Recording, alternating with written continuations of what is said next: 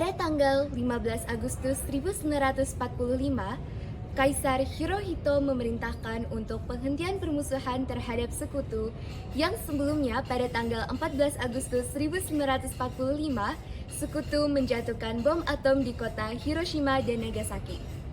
Berita gencatan senjata ini pun disiarkan melalui radio Jepang di Tokyo.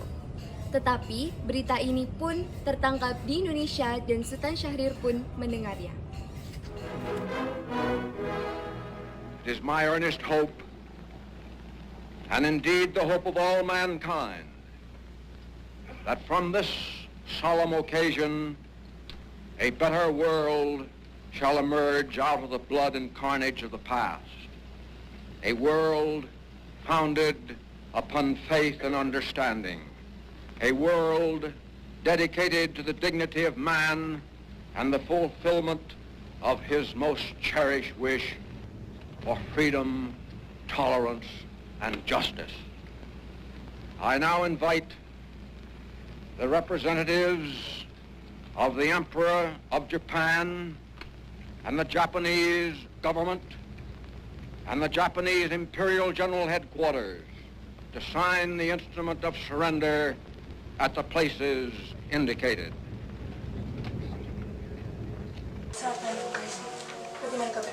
Bung, apakah kalian sudah mendengar berita tentang kekalahan Jepang? Benarkah itu, Bung? Apa yang terjadi dengan Jepang? Dari yang kudengar, sekutu telah menjatuhkan bom di kota Hiroshima dan Nagasaki. Oleh sebab itulah, Jepang melakukan gencatan senjata. Kalau begitu, berarti kita harus segera memproklamirkan kemerdekaan. Benar itu, Bung. Jepang sudah tidak ada wewenang lagi di negara kita. Kita harus memanfaatkan momen ini. Setelah mendengar berita kekalahan Jepang, Hairil Saleh pun merencanakan pertemuan dengan golongan muda lainnya untuk membahas masalah proklamasi kemerdekaan. Pertemuan ini dilangsungkan di Jalan Pegangsaan Timur nomor 17, Jakarta, pukul 8 malam waktu Indonesia bagian Barat. Teman-teman sekalian, sudahkah kalian mendengar berita tentang kekalahan Jepang? Belum kawan, dari mana engkau tahu tentang itu? Barusan saya dan Sukarni berkumpul dengan Syahrir yang mendengarkan siaran radio Jepang yang memberitakan tentang gencatan senjata itu. Berarti negeri kita sekarang dalam kondisi vacuum of power. Benar. Demikian, saya mengumpulkan kalian semua di sini untuk membicarakan masalah itu. Kita harus bisa memanfaatkan momen ini untuk memproklamasikan kemerdekaan. Betul sekali. Oleh karena itu, kita harus membagi tugas. Bung Wikana dan Bung Jailo, kalian harus pergi ke kediaman Soekarno untuk menyampaikan kabar ini. Saya dan Bung Darwis akan mengumpulkan pemuda-pemuda dan merenggut kekuatan Jepang. Bagaimana? Baiklah. Kediaman Soekarno, Jalan Pegangsaan Timur nomor 56, Jakarta, pukul 10 malam waktu Indonesia bagian Barat, terjadi perdebatan serius antara golongan muda dengan Soekarno. Kita harus memproklamirkan kemerdekaan sekarang, Bung. Ini batang leherku dan setelah aku ke pojok itu sekarang dan potong leherku malam ini juga. Kamu tidak perlu untuk menunggu hingga esok hari. Tapi ini saat yang tepat, Bung. Jepang telah kalah oleh sekutu dan tak ada lagi kuasa di negeri ini. Mengapa harus menunggu? Rakyat sudah banyak menderita akibat penjajahan ini. Jepang adalah masa yang silam. Belum lagi Belanda hendak berkuasa kembali di negeri kita. Jika kalian tidak percaya dengan apa yang saya katakan dan percaya bahwa Indonesia dapat menopang kekuatannya sendiri, lantas untuk apa saudara datang menghadap Soekarno untuk memaksanya menyerukan kemerdekaan? Apakah kita harus menunggu janji Jepang untuk memerdekakan bangsa ini? Kita bisa, Bu. Kita harus bangkit dan memproklamirkan kemerdekaan kita sendiri.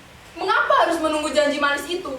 Jepang sendiri bahkan telah kalah dalam perang sucinya. Kekuatan silinder ini tidak akan mampu untuk mengalahkan armada perang milik Jepang. Coba perlihatkan padaku, mana bukti dari kekuatan yang diperhitungkan itu? Apa tidak akan untuk menyelamatkan para wanita dan anak-anak jika ternyata terjadi pertumpahan darah? Bagaimana cara kita nanti untuk mempertahankan kemerdekaan kita? Bagaimana cara kita nanti akan tegak di atas kekuatan sendiri?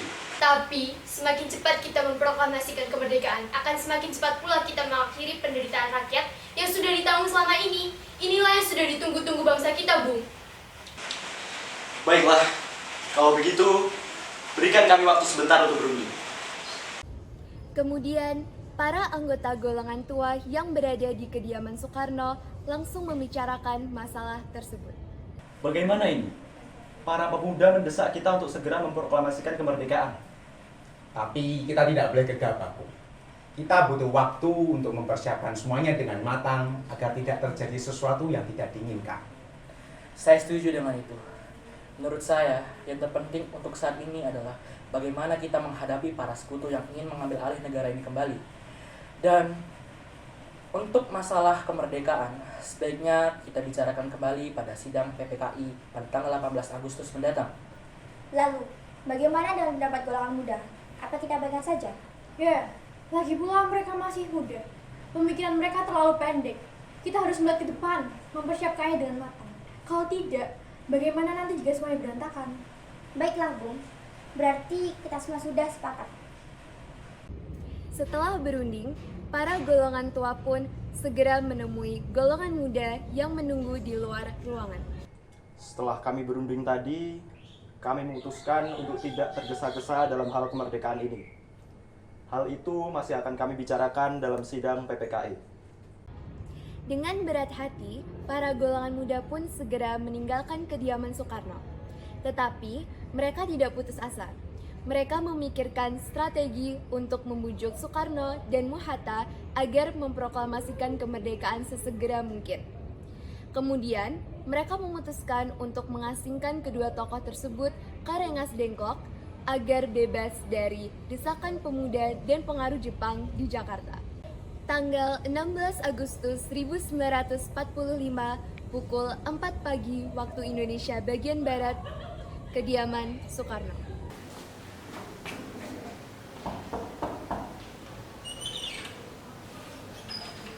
Assalamualaikum. Waalaikumsalam. Ada apa saudara datang sepagi ini? Kami bermaksud membawa Anda dan Soekarno untuk ikut kami menuju tempat pengasingan. Tempat pengasingan?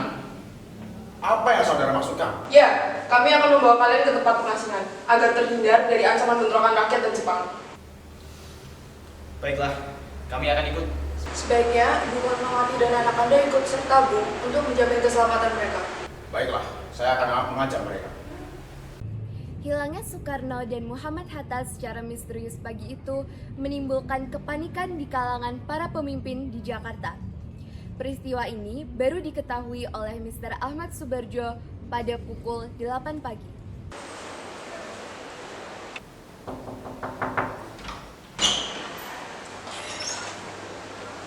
Apakah kalian semua tahu di mana keberadaan Soekarno dan Bung Hatta? Maaf, saya tidak tahu, Bung. Katakanlah kepada aku sekarang, di mana mereka? Kan kujanjikan keselamatan untuk mereka esok harinya ketika di Jakarta. Dan kan kujanjikan kalian kemerdekaan pada esok harinya. Akankah Anda bersumpah untuk itu? Kau bisa memegang kata-kataku, nak? Baiklah, saya akan mengantarkan Anda ke tempatnya di Rengas Dengklok.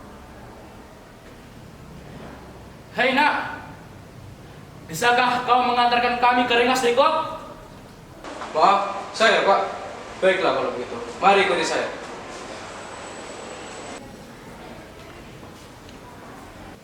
Nah, sekarang jelaskan mengapa saudara sekalian membawa kami ke sini. Maafkan kelancangan kami, Bu. Ini demi keselamatan Anda. Kami ingin membicarakan masalah proklamasi kembali. Bukankah tempo hari sudah kami katakan? Masalah kemerdekaan masih akan kami bicarakan dalam sidang PPKI. Memang benar adanya. Tetapi kami semua berpendapat, mengapa harus menunggu dimerdekakan oleh Jepang? Mengapa harus menunggu hasil sidang PPKI kalau kita bisa bergerak dengan kekuatan sendiri? PPKI itu kan bentukan Jepang, Bung. Kami ingin memproklamasikan kemerdekaan tanpa ada campur tangan Jepang. Pendapat itu benar. Namun kita masih terlalu dini untuk memproklamasikan kemerdekaan. Selain itu, kita masih belum siap dan masih membutuhkan bantuan Jepang untuk merdeka. Bagaimana bila perkataan Jepang tentang memerdekakan bangsa kita hanya janji manis belaka? Apa yang akan Anda lakukan? Apakah akan selamanya menunggu janji manis itu, Bung? Kita harus segera memerdekakan Indonesia demi rakyat yang sudah terbelenggu bertahun-tahun di tanah air mereka sendiri. Mereka berhak bebas, dan saat inilah saatnya. Tenang semua, Bung. Mari kita bicarakan semua dengan kepala dingin. Tidak perlu ada ketegangan. Bagaimana? Saya mengerti perhitungan Anda berdua mengenai permasalahan ini. Kita memang belum mempersiapkan semuanya dengan matang. Namun saya yakin kita dapat bangkit dan memanfaatkan situasi ini dengan baik. Apa yang mereka katakan benar adanya dan saya percaya mereka. Tapi apakah kita bisa? Tentu mungkin, Bung. Asal kita berusaha, kita pasti akan dapat jalan keluarnya. Lagi pula, para pemuda di Jakarta sedang mempersiapkan strategi pertahanan untuk mencegah serangan dari Jepang maupun para sekutu yang mungkin tidak mendukung proklamasi dari negara kita. Baiklah, saya setuju untuk memproklamasikan kemerdekaan tanpa adanya campur tangan dari Jepang. Pada pukul 5:30 sore, rombongan dari Jakarta tiba di Rengas Dengklok untuk menjemput Soekarno dan Muhammad Hatta.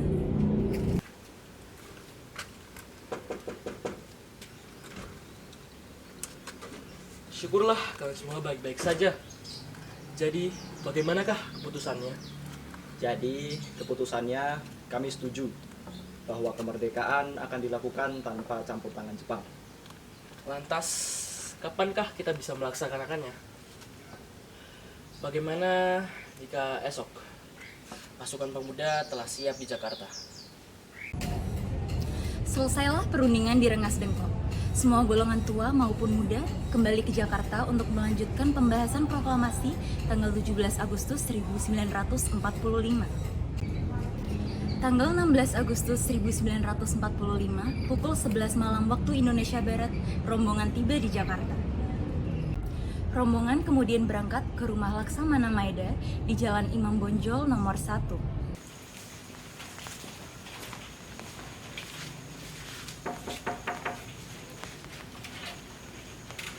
Selamat malam, ada apa, Bung? Malam, maaf kami mengganggu malam-malam seperti ini.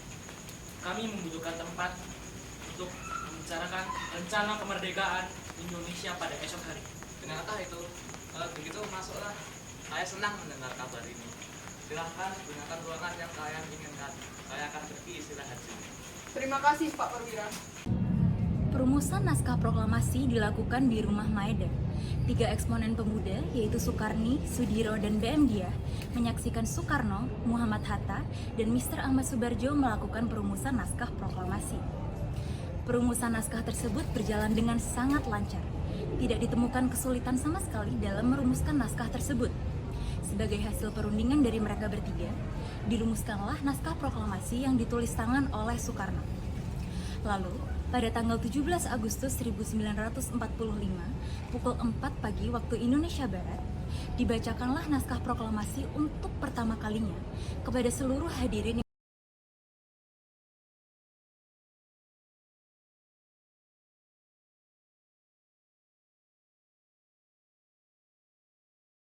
Menurut saya, sebaiknya naskah ini jangan ditandatangani oleh anggota PPKI.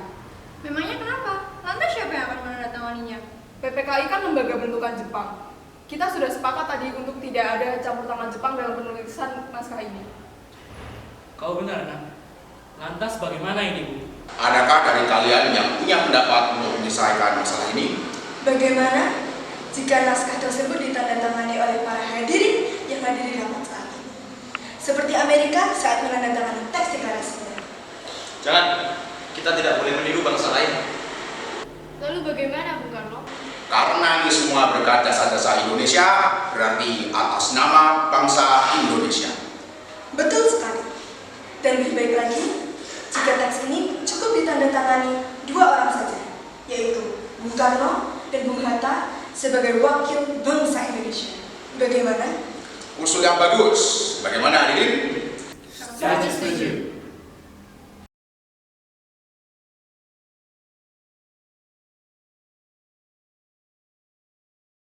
Tolong kau ketik teks proklamasi ini. Jagalah teks ini baik-baik. Baik, Bung.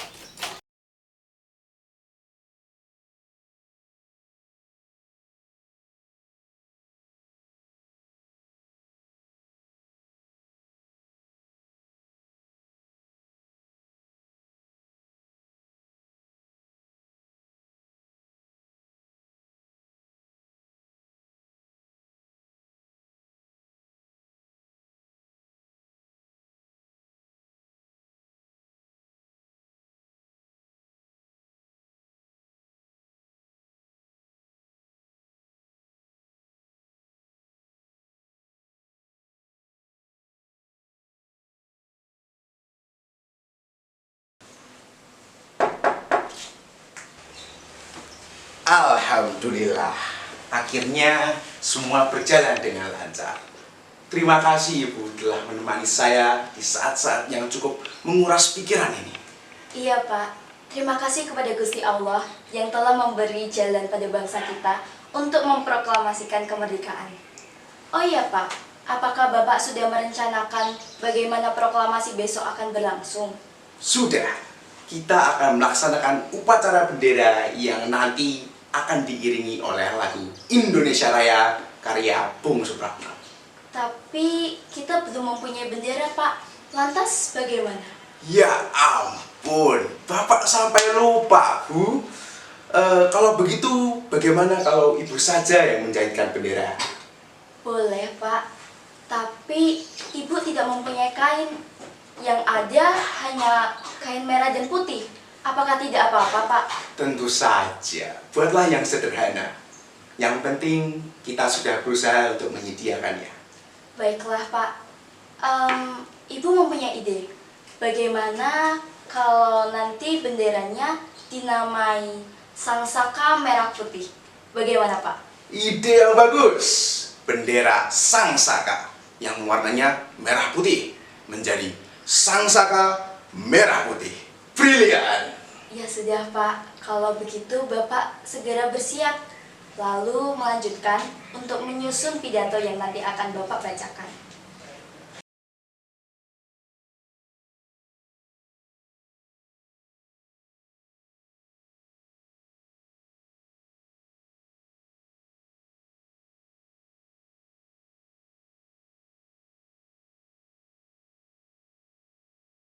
Trimurti, tolong Anda kibarkan bendera merah putih ini sebagai tanda awal kejayaan bangsa kita.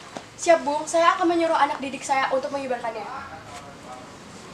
Hei kalian! Jaga baik-baik bendera ini. Kalian mendapat kehormatan untuk mengibarkannya pertama kali dalam sejarah Indonesia. Siap, Komandan. Kami tidak akan mengecewakan Anda.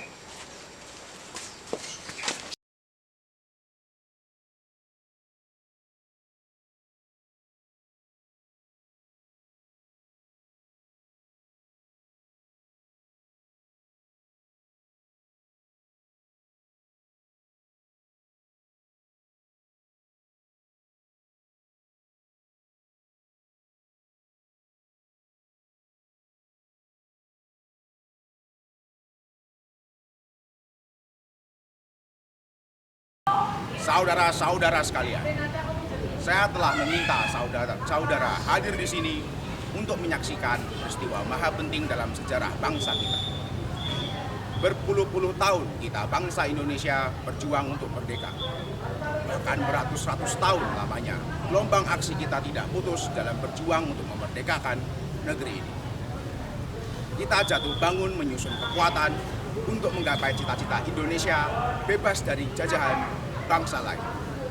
Semalam, kami para pemuka-pemuka rakyat Indonesia dari berbagai penjuru bergabung untuk memusyawarahkan, dan permusyawaratan itu seia sekata berkata, inilah saatnya kita mengobarkan api revolusi kemerdekaan Indonesia. Saudara sekalian, dengan ini kami menyatakan kebulatan tekad itu. Dengarkanlah proklamasi kami. Proklamasi kami, bangsa Indonesia, dengan ini menyatakan kemerdekaan bangsa Indonesia. Hal-hal yang mengenai pemindahan kekuasaan dan lain-lain diselenggarakan dengan cara saksama dan dalam tempo yang sesingkat-singkatnya. Jakarta, hari 17 bulan 8 tahun 45, atas nama bangsa Indonesia, Soekarno-Hatta.